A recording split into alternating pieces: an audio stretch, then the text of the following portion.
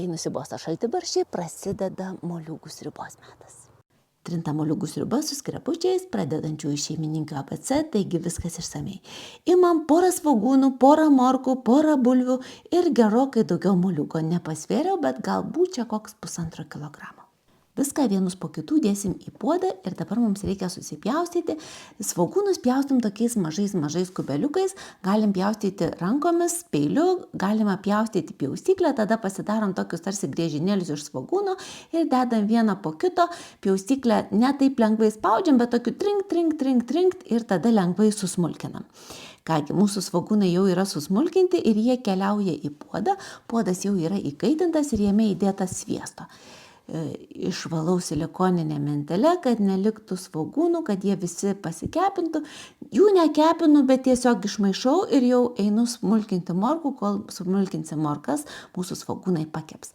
Morkas pjaustysim tokiais tarsi šiaudeliais, vėlgi naudosiu tą pačią pjaustyklę, tą patį smulkiausią tinklelį, tai susipjaustau tokiais, tokiais griežinėliais ir vėlgi trinkt ir mes turim morkų griežinėlius. Vėl morkų griežinėlius nešu į puodą. Labai patogu, kad šitoj pjaustyklėj sukrenta į tą indelį ir tada, kai tu nuneši, išvalai ir viskas. Ir gali jau kitką pjaustyti, nereikia tau nurinkinėti nuo stalo. Štai taip ir paprastai užsifiksuoja, paprastai užsideda tas indelis, jis lyg truputėlį užsifiksuoja, o peiliukai tai gerai užsifiksuoja. Ir dabar imu tokį skeltelėmis, truputėlį stambesnį skeltelėmis, matot, jį užfiksavau. Ir kodėl imu stambesnį? Todėl, kad viską sudėsim vienu praktiškai kartu ir kad mums vienodai pasigamintų. Tai bulvės gaminsiu truputėlį ilgiau, truputėlį greičiau negu morkos, tai jos pjaustau stambiau ir moliūgus pjaustysiu dar stambiau, nes jie gaminasi dar greičiau. Taigi vėl trink, morkos susmulkintos ir dabar iš karto keičiu peiliuką ir smulkinu moliūgus. Moliūgai mano tokie kieti, buvau jau nupratusi seniai nuo tų moliūgų, tai tikrai nespauskite, jeigu turi tokią pjaustyklę, kad lengvai, bet taip trinkt su ranka, gerokai trinktelėkit ir matysit, kaip jūs lengvai susmulkinsit ir pamėgsit šitą pjaustyklę viskam. Ir obuolių pyragą kepdami, ir kriaušio kokį pyragą, ir norėdami užšaldyti morkas, norėdami užšaldyti moliūgus. Kągi, viskas mano dalis moliūgų yra supjaustyta, dalis moliūgų, dalis bulvių, pabaigiu pjaustyti ir viską sudedami puodą. Štai žiūrėkit, puode daug jau visko, užpilu verdantį vandenį, taip, kad gerai apsemtų ir kad nesigautų košė, bet kad būtų jau truputėlį skystumo. Pakrutinu ir žiūriu, kad jau būtų gerai apsemta, uždedu dangtį, užverda ir verdam.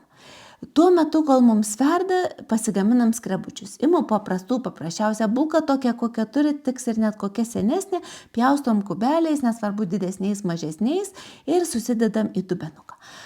Visgi gerai turėti tų tokių kokybiškų, pervarę dubenukų su dangteliu, nes štai sudedu bulką, uždedu druskytės, užmalu pipiriuką, daru kitos paprikos ir dabar vis pašlakstau aliejumi ir viską, kadangi reikia sumaišyti, tai uždedu dangtelį ir taip pasuku ir viskas jau yra išsimaišę, galim berti į skardą ir kepti. Pažiūrėkit, pasukam ir viskas gražiai pasiklojo prieskoniais, pasiklojo aliejuku, belieka supilti į skardą ir dedam į įkaitintą orkaitę 180 laipsnių, maždaug 7 minutėms. Jeigu kepsit skrebučių daugiau, tai kokioms 8 minutėms.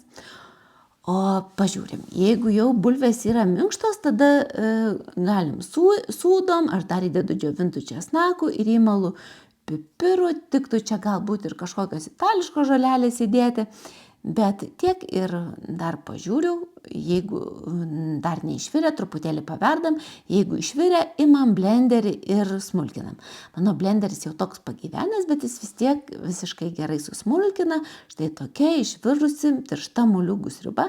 Ir paskutinis akcentas, pats būtiniausias ir pats skaniausias, tai įpilam grietinėlės. Ir grietinėlės reikia nemažai, kokius 250 ml, jau tos riebesnės, tada mums belieka užvirinti, pilti į lėkštes, dėti skrebučius. Man netgi patinka tos skrebučius padėti šalia ir kada kiekvienas ima šaukštą sriubos ir kiek nori pasiima skrebučių, tada jie nesuminkštėja ir skanaus jums.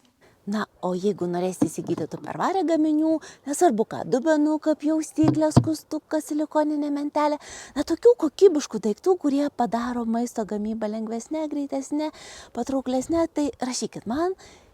Astos laimingų indų krautuvėlė pasiruošus jums padėti. Iki susirašymų, iki mielų apkabinų.